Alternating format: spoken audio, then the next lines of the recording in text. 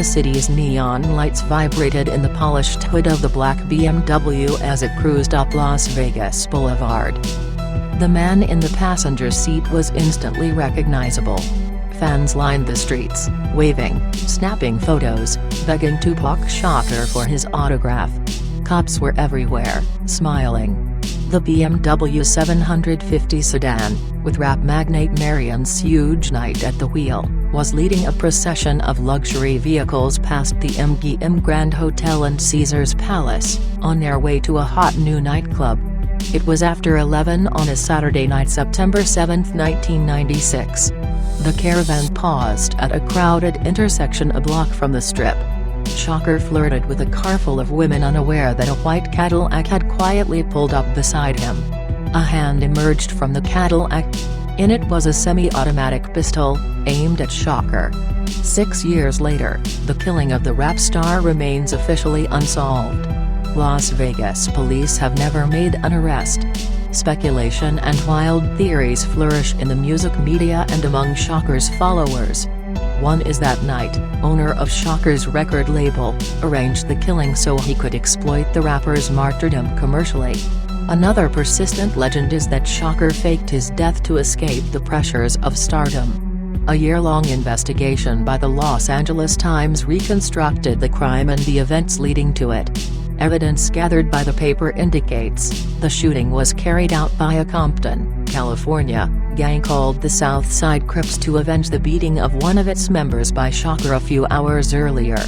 Orlando Anderson, the Crip whom Shakur had attacked, fired the fatal shots. Las Vegas police discounted Anderson as a suspect and interviewed him only once, and then briefly. He was later killed in an unrelated gang shooting. The murder weapon was supplied by New York rapper Notorious B.I.G., who agreed to pay the Crips $1 million for killing Shakur.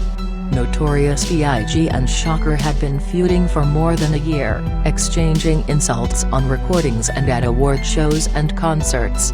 Notorious B.I.G. was gunned down 6 months later in Los Angeles. That killing also remains unsolved. Before they died, Notorious B.I.G. and Anderson denied any role in Shakur's death. This account of what they and others did that night is based on police affidavits, court documents, and interviews with investigators, witnesses to the crime and members of the South Side Crips who had never before discussed the killing outside the gang. Fearing retribution, they agreed to be interviewed only if their names were not revealed. The slaying silenced one of modern music's most eloquent voices, a ghetto poet whose tales of urban alienation captivated young people of all races and backgrounds. The 25-year-old Shakur had helped elevate rap from a crude street fad to a complex art form. Shakur's recordings explored gang violence, drug dealing, police brutality, teen pregnancy, single motherhood and racism. As his stature as a rapper grew, he pursued an acting career. During a 1993 concert in Michigan, he attacked a local rapper with a baseball bat and was sentenced to 10 days in jail. In New York, a 19-year-old fan accused Shakur and 3 of his friends of sexually assaulting her. While on trial in that case, the rapper was ambushed in the lobby of a Manhattan recording studio, shot 5 times and robbed of his jewelry. Shakur later said Notorious B.I.G. and his associates were behind the attack. Shakur, convicted of sexual abuse, was serving a 41-half-year prison term when he was visited by Knight, founder of Death Row Records in Los Angeles. Knight offered to finance an appeal if Shakur would sign a contract with Death Row. Shakur accepted the offer and was released from prison in 1995 on a $1.4 million appellate bond posted by Knight. Hours later, Shakur entered a Los Angeles studio to record All Eyes on Me. The double CD sold more than 5 million copies, transforming Shakur into a superstar. On September 7, 1996, Shakur, still out on bond, traveled to Las Vegas to attend a championship boxing match between Mike Tyson and Bruce Seldon at the MGM Grand Hotel. Shakur arrived around 8:30 p.m. accompanied by armed bodyguards from the mob Piru Bloods, a Compton street gang whose members worked for Knight's record label. Shocker and Knight sat in the front row, smoking cigars, signing autographs and waving to fans. Tyson flattened his opponent so quickly that many patrons never made it to their seats.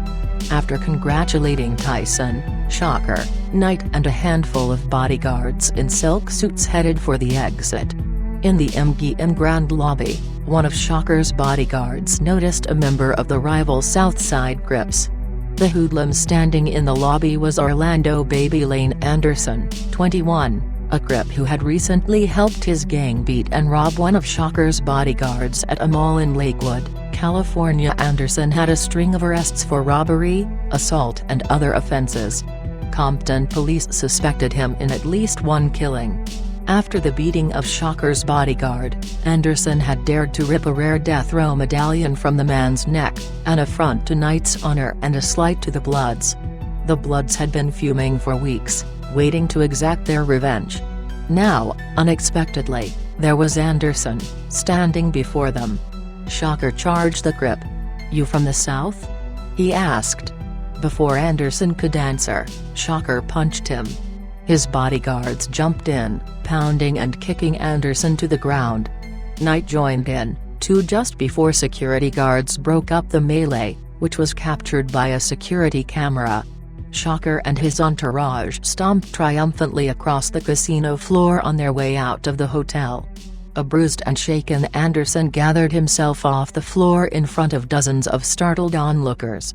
MGM security guards and Las Vegas police tried to persuade him to file a complaint, but he declined. Anderson left the hotel, phoned his comrades and set up a meeting at the Treasure Island Hotel. By the time his taxi reached the Treasure Island, more than a dozen gangsters were holed up in a Crips reserved room. Marijuana clouded the hallway. Alcohol was flowing as Anderson opened the door. The gang was furious. The topic of discussion: who gets to pull the trigger? According to people who were present, the Crips decided to shoot Shocker after his scheduled performance later that night at Club 662, a local club just opened by Death Row. The plan was to station 2 vehicles of armed Crips outside the night spot and lie in wait. For the Crips, the beating of Anderson was an egregious affront warranting swift and fatal retaliation. Still, the Crips thought, why not make a little money while they were at it? They decided to ask Shocker's biggest enemy to pay for the hit. The gang arranged a rendezvous with Notorious B.I.G. The Brooklyn rapper, whose real name was Christopher Wallace, hated Shocker and had been feuding with him for nearly 2 years.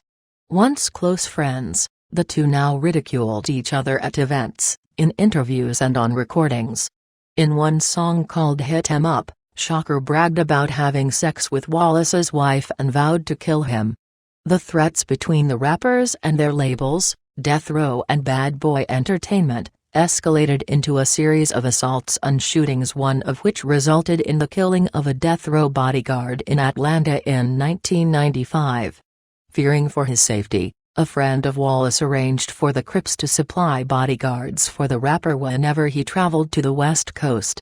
Wallace began flashing Crips gang signs and calling out to the members at concerts. Privately, he prodded the gang to kill Shocker, and promised to pay handsomely for the hit. On September 7, 1996, the Crips decided to take him up on the offer. They sent an emissary to a penthouse suite at the MGM, where Wallace was booked under a false name. According to people who were present, the Crips envoy explained that the gang was prepared to kill Shocker but expected to collect $1 million for its efforts. Wallace agreed, with one condition, a witness said. He pulled out a loaded .40 caliber Glock pistol and placed it on the table. He didn't just want Shocker dead. He also wanted the satisfaction of knowing the fatal bullet came from his gun. Around 11 p.m., Knight's BMW turned right on Flamingo Road and headed east toward the club. A few blocks away moments earlier, Anderson and 3 other Crips were taking an elevator down to the Treasure Island lobby. They walked out into the valet parking area. Hovering under the hotel's Skull and Crossbones logo, the 4 Crips waited silently as the valet brought out a 1996 white Cadillac. They piled in and eased the sleek new sedan out into traffic. A fifth Crip in an old yellow Cadillac met them at the curb and followed. He rode alone, with an AK-47 assault rifle lying across the front seat. As they passed the Bally's Hotel on the right, the driver saw a caravan of cars ahead on the left. The vehicles, packed with mob pyrobloods and death row employees, were stopped at a red light across from the Maxim Hotel. The crosswalk was filled with tourists. Leading the convoy was Knight's black BMW. Shocker was in the passenger seat. They were alone in the car, unarmed. The Crips couldn't believe their luck. They decided to strike immediately. The white Cadillac raced up on the convoy and pulled up beside the BMW. Shocker didn't notice. He was flirting with a car full of women in a lane to his left. "I saw 4 black men roll by in a white Cadillac," said Atlanta rapper Idi Amin, who was in the vehicle directly behind Shocker's. "I saw a gun come from the back seat out through the driver's front window. Bullets flew, shattering the windows of the BMW. Shocker tried to duck for cover, but 4 rounds hit him, shredding his chest. Blood was everywhere. In the chaos, neither Knight nor Mean could make out who had fired. The driver of the yellow Cadillac just behind the assailants never got a chance to fire his AK-47. It all happened so quick. It took 3 or 4 seconds at most," Mean said. Then the Cadillac screeched around the corner. A bodyguard near the back of the death row caravan fired at the fleeing sedan. Knight made a U-turn, his bullet-riddled BMW squealing around the concrete median. The death row convoy followed him back to the Strip, where he rammed his car onto a curb. Surgeons at University Medical Center in Las Vegas removed Shocker's right lung in an attempt to stop the internal bleeding. When his condition deteriorated, they put him on a ventilator. He died 6 days after the shooting, with his mother at his side. Wallace returned to New York, where he recorded a CD called Life After Death, which has veiled references to the shooting in several songs. According to the Crips, Wallace paid the gang $50,000 of the promised $1 million through an intermediary a week after Shocker died. In March 1997, Wallace discussed his feud with Shocker during an interview with a San Francisco radio station. Asked whether he had a role in the rapper's death, Wallace said he wasn't that powerful yet. 3 days later, Wallace was in Los Angeles for the Soul Train Music Awards. He was gunned down as he sat in his Chevrolet Blazer. No one has been charged in the killing. 2 days after Shocker was shot, gang warfare erupted in Compton, California, as the Bloods sought revenge on the Crips. A rash of drive-by shootings left 3 people dead and 12 injured.